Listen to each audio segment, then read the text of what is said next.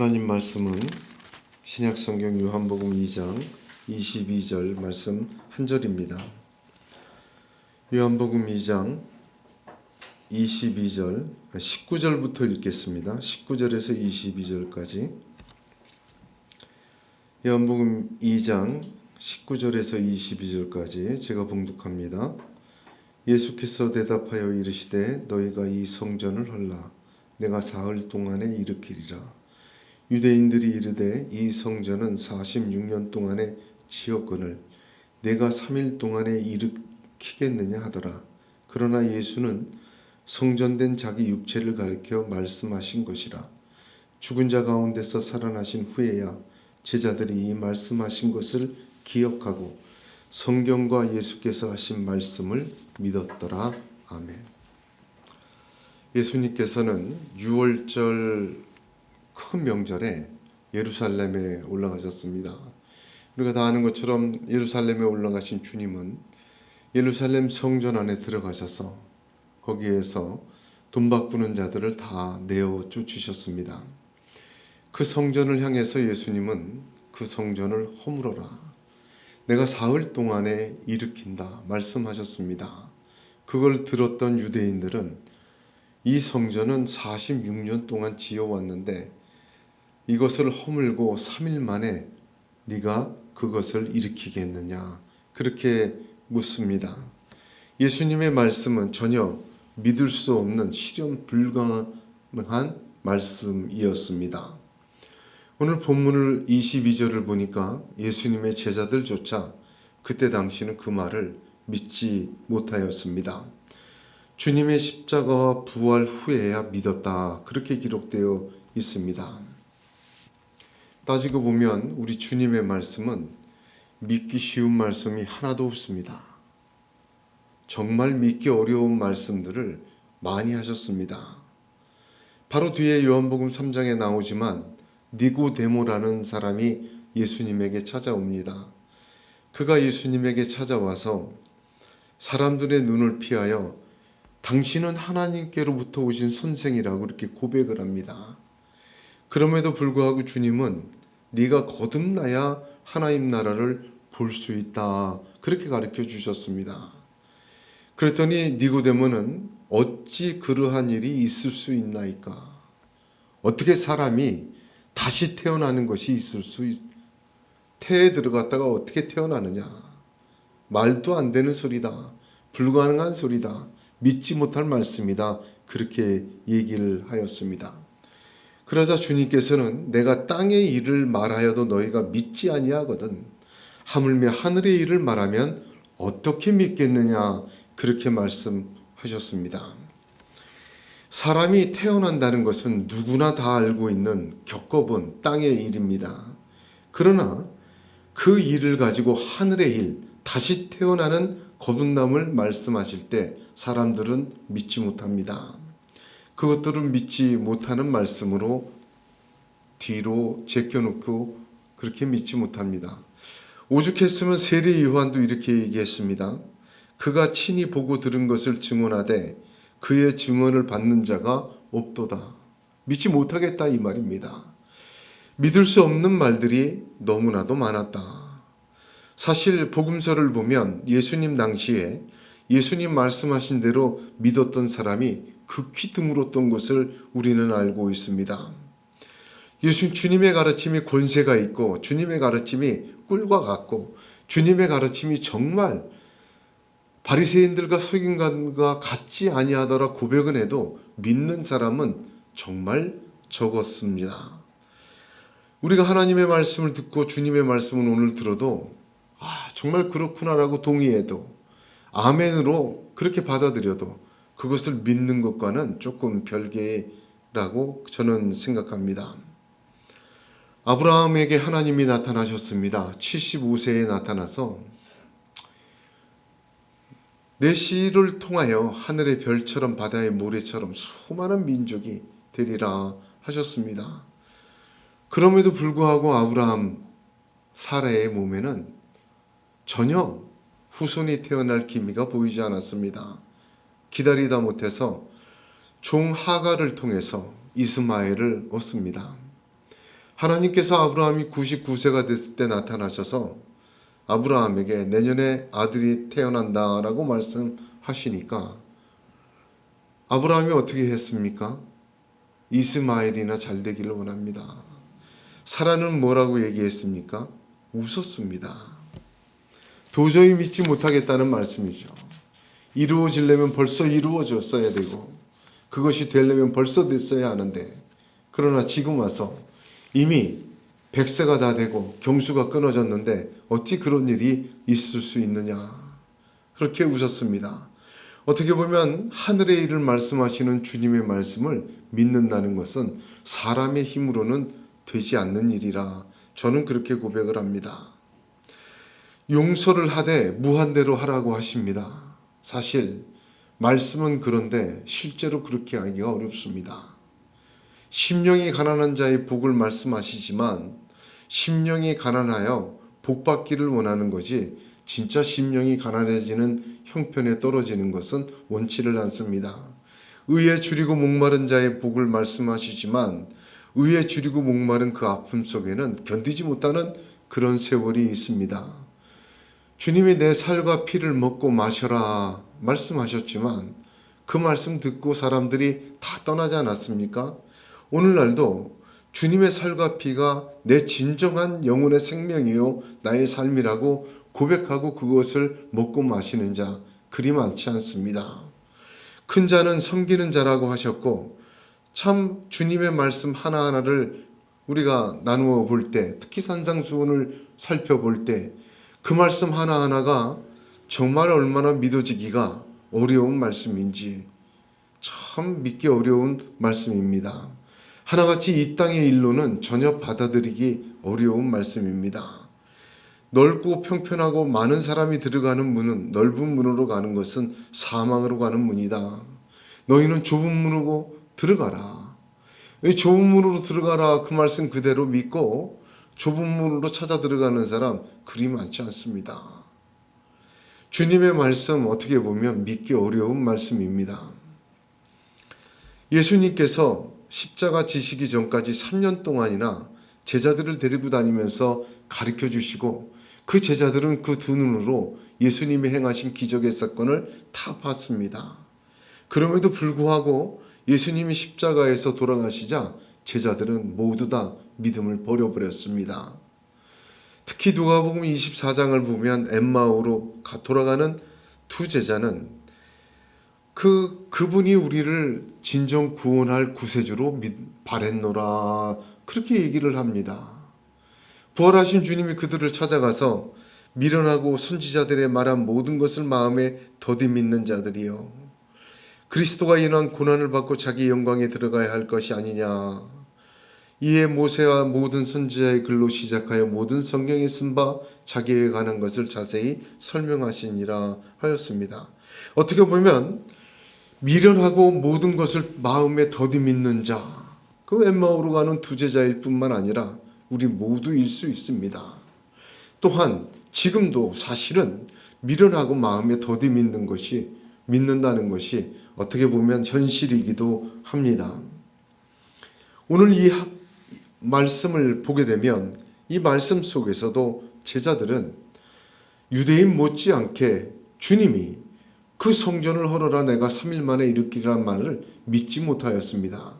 믿고 싶어도 믿지 못하였고 받아들이고 싶어도 받아들이지 못한 말씀이 바로 이 말씀이었습니다. 그러나 오늘 22절 말씀을 보니까 그들은 그 말씀을 믿게 되었다. 그렇게 끝이 납니다. 이 믿어지는 사건이 일어난 22절은 저와 여러분에게도 불가능하게 보여지는 주님의 말씀이 믿어지는 그러한 역사에 동일한 패턴으로 또한 이루어질 줄로 믿습니다. 첫 번째는 시기입니다.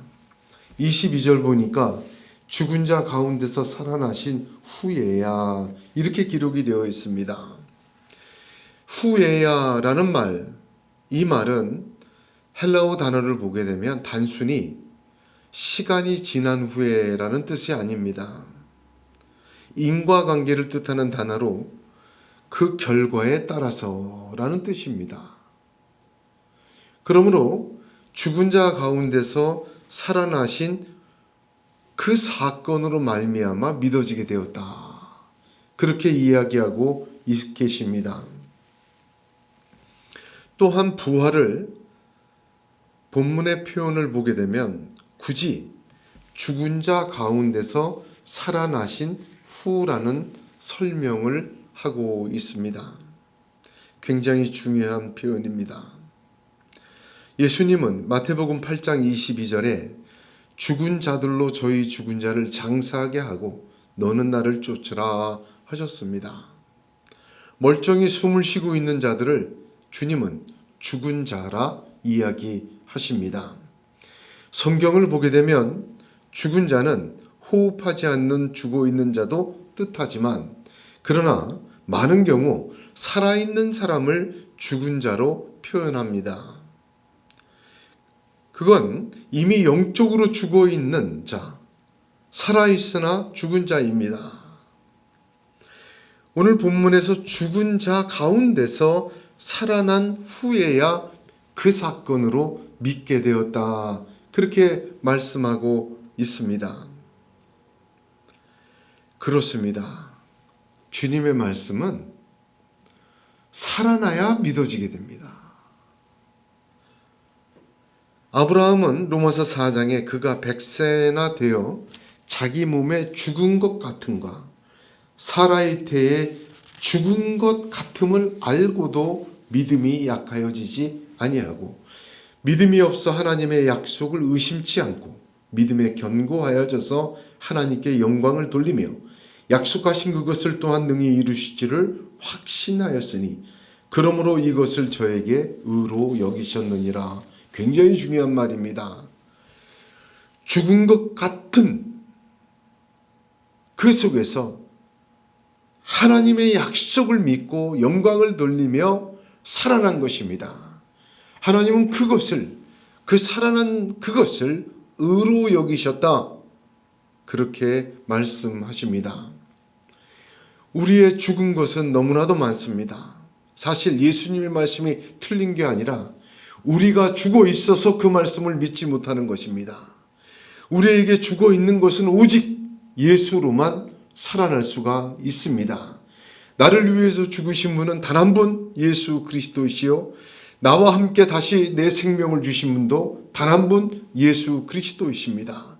우리의 죽은 것을 다시 살리실 분도 오직 예수 그리스도이십니다.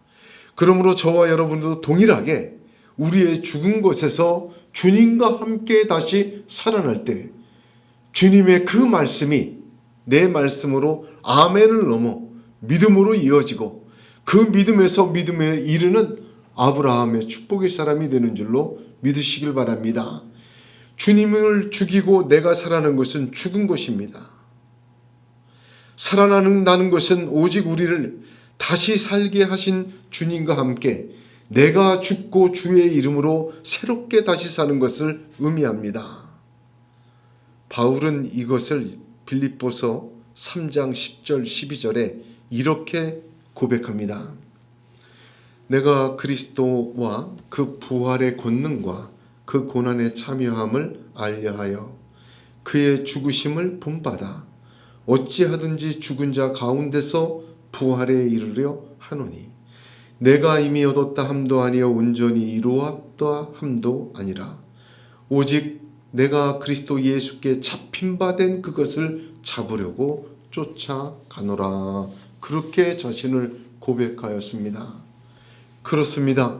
오늘 이 밤이 저와 여러분에게 죽은 것이 되는 예수와 함께 죽은 것이 되고 예수로 말미암아 다시 살아나는 그 사건이 있으므로 주의 말씀이 믿어지는 하늘의 역사가 있기를 주님의 이름으로 축복합니다.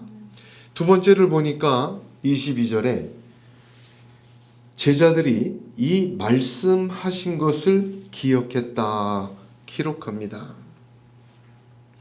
여기 기억하다라는 단어는 수동태입니다. 제자들이 스스로 기억해낸 것이 아닙니다.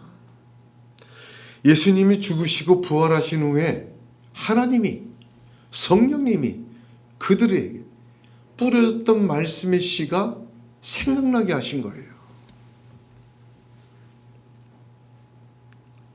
말씀은 씨앗입니다. 씨에는 생명이 들어 있습니다. 그 생명은 반드시 싹이 나고 열매를 맺습니다. 주님이 하셨던 말씀은 사라지지 않습니다. 다시 살려는 사람에게 하나님은 그 말씀이 기억나게 하십니다. 할렐루야. 저는 이것을 제 자신의 믿음에서도 그대로 고백할 수가 있어요. 평생 동안 읽고 평생 동안 묵상하고 평생 설교를 했지만 정말 주 예수 그리스도 함께 죽고 주 예수의 이름으로 다시 살려고 하나님 앞에 엎드리기 시작할 때 그 말씀들이, 부러졌던 말씀들이 전혀 새롭게 보여지고 역사하고 나타나고 인도하는 것을 체험하게 됩니다. 씨앗은 작습니다. 그러나 그 열매는 큰 것입니다.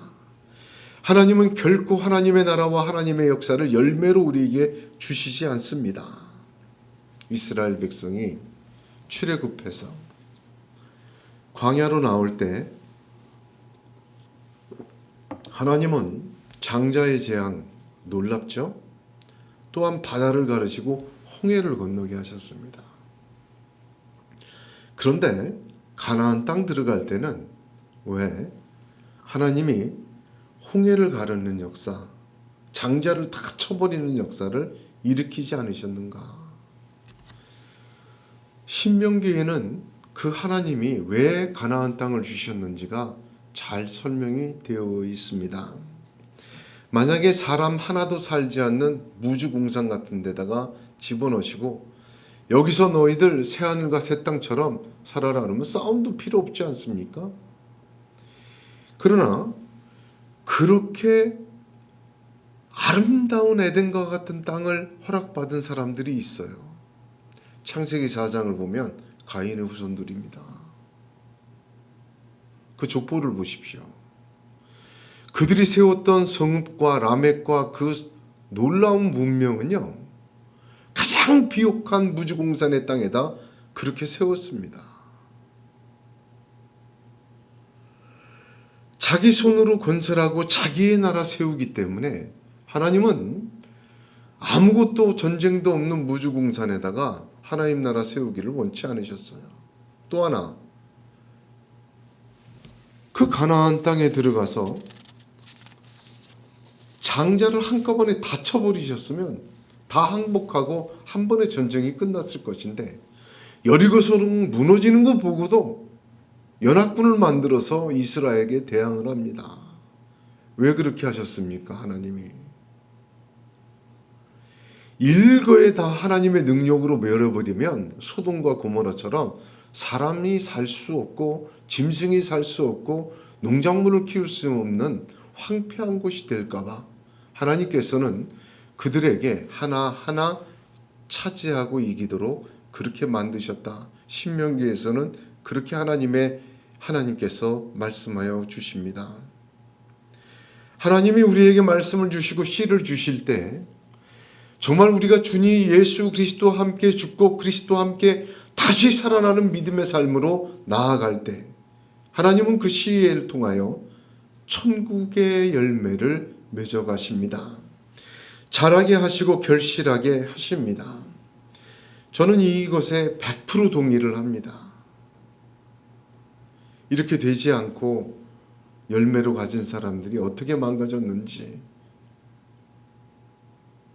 하나님의 말씀을 얼마나 자의로 해석했는지 성경의 수많은 예를 들어도 참 시간이 모자랄 뿐입니다. 그렇습니다. 주 예수 그리스도와 날마다 함께 죽은 것은 죽어지고 주 예수의 이름으로 주님과 함께 날마다 새롭게 사는 믿음의 삶으로 나아갈 때 우리에게 뿌려졌던 씨앗은 새로운 생명으로 피어나고 하나님이 기억나게 하시고 하나님이 자라게 하여 주십니다. 또한 세 번째, 22절 마지막을 보니까 성경과 예수께서 하신 말씀을 믿었더라 합니다. 자세히 살펴보면요, 성경과 그 하신 말씀 모든 것을 믿게 되었다 그런 뜻인데, 기억하게 하신 말씀은 무엇입니까? 사흘 만에 일으키리라 한 말씀입니다. 여기 제가 헬라어 원문을 아주 자세하게 집요하게 쳐다봤어요. 이 말씀하신 것을 기억하고 있되 이 말씀하신 것이 무엇을 가리키느냐? 이게 단수예요. 단수. 위에서 사흘 만에 성전을 일으키리라는 그 말씀이에요. 그 말씀 하나를 기억나게 하셨는데, 믿음은 어떤 것입니까? 성경 전체를 믿게 되었고, 또 하나, 예수께서 그동안 하신 모든 말씀도 믿어지게 되었더라. 할렐루야. 하나님은 이렇게 더욱더 깨닫고 믿게 하십니다. 그렇습니다. 그 기억나게 하신 그 하나의 말씀이 성경 전체와 그동안 못 믿었던 예수님의 불가능했던 모든 말씀을 믿고 따르게 되었더라. 그렇게 기록하고 있는 것입니다. 당연한 것이죠. 그렇습니다. 천국을 믿게 되면요. 천국을 진짜 믿게 되면 이 땅의 삶이 나그네로 보여야 돼요. 그렇지 않습니까?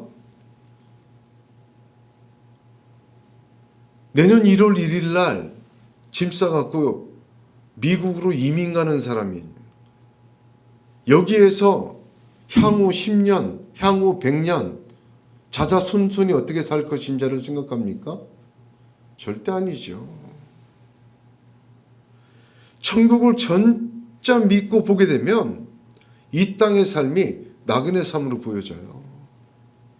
천국을 보기 전까지는 이 땅이 나그네로 보여질 수가 없어요. 영생이 믿어지기 시작하면 지금의 삶이 하나님의 삶이 되지 않을 수가 없습니다. 내가 영생의 삶을 살고 있는지, 영생이 정말 나에게 내 생명이요 전부라고 믿어진다면, 깨닫는 게 아니라 믿어진다면 지금의 이 땅의 삶이 시편의 기록처럼 바람같이 지나가는 인생이요, 진흙과 같이 사라지는 인생이다.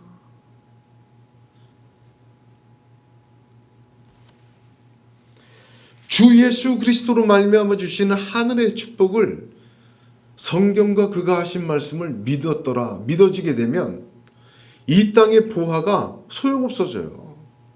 바울처럼 모든 것을 배설물로 그때서야 여기게 됩니다. 자기 소유를 다 팔아 밭을 사게 되는 거예요. 보화가 묻힌 밭을. 왜? 보화를 받기 때문에, 보화를 받아봤기 때문에. 죄의 심판과 멸망이 믿어지면 회개와 용서를 안 할래야 안 할 수가 없습니다.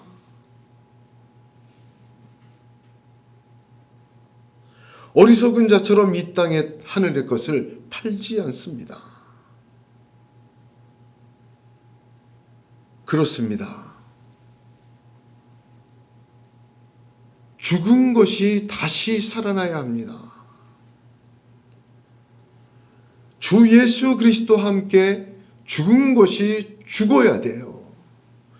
그리고 주님과 함께 주님의 생명으로 다시 살아날 때 하나님은 뿌려졌던 말씀을 기억나게 하시고, 그 말씀을 통하여 땅의 일을 통하여 하늘의 일을 보게 하시고, 그 말씀을 통하여 성경과 그가 하신 모든 말씀을 믿어지게 하고, 하늘에 본 것을 말씀하시는 주님과 함께 이 땅에서 이루어지는 하늘의 일도 바라고 보게 되는 것입니다.